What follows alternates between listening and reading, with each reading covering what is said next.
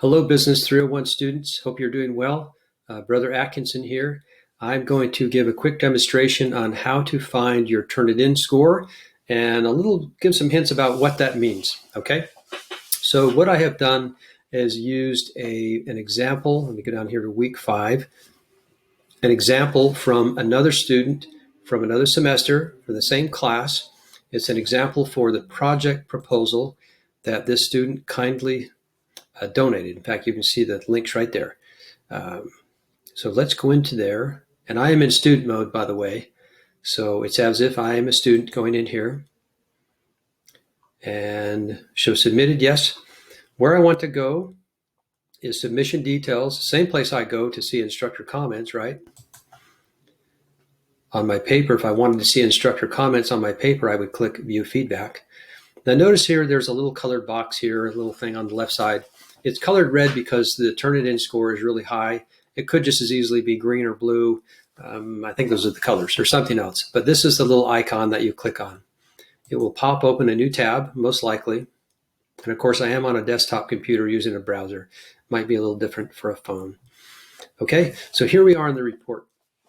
Well, first thing right here, I can see there's an 87 right there, which is super, super high. Well, why would it be so? Because this student turned this in a semester or two ago. And so Turnitin saves all the papers. Anytime you use Turnitin for submitting a paper, Turnitin saves them. All right. And then it compares them super fast. Pretty great tool when it comes down to it. Okay. So most students turn in papers that are single digit percentages. So below 10%. Okay. If yours is higher, I would say if you're getting up in the 20-25% range, you need to do some real work, okay, on that. But if it's above 10% a bit, and go into this report right here and look and see, well, what is it saying? Well, this is just saying one thing. This whole thing was turned into, click on the little number there, to Brigham Young University. Okay, that's an obvious, being it's been turned into before, right? But yours will look a little different. It may have, different wordings from different places and different colors, different universities. That may be okay. Click on the numbers. There might be 1, 2, 3, 4, 5, whatever it is, and look to see where they came from and what it's saying and where it's coming from. Now, there are occasions where your percentage might be a little high because, let's face it, in resumes and in cover letters, the human race says a lot of the same things. It doesn't mean that they're plagiarism, right?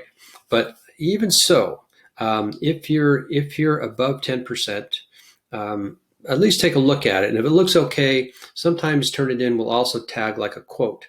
It said, well, this is a quote came from a research paper. They know all the research papers too. But if you've put quotation marks on it properly, put a citation on it properly, and it's still tagging it, don't worry about that. You don't need to contact us either. We'll recognize that. We look at the reports. If they're above 10%, we look at the reports. So you won't get dinged for anything like that. Make sure you don't turn in any of your own work also. Even if it was the same class, even if you're repeating Business 301 and you've turned in this paper in the other section, don't turn it in here, okay? You'll get a high index score. So what happens if your score is really, really high and you haven't mitigated it? We go in, we look at the report. If we determine that you have really done a lot of copying and pasting, chances are you'll get a 0 on that assignment. But that doesn't mean the world has ended, but that is to let you know we are serious about plagiarism in this class. When I say we, myself and the TA, so anyway, but you get to start over the very next week and start over again. So do your very best. And okay, so now we determine there's a high score here. We download the paper by clicking right here. Then we resubmit the assignment, and you should be good to go.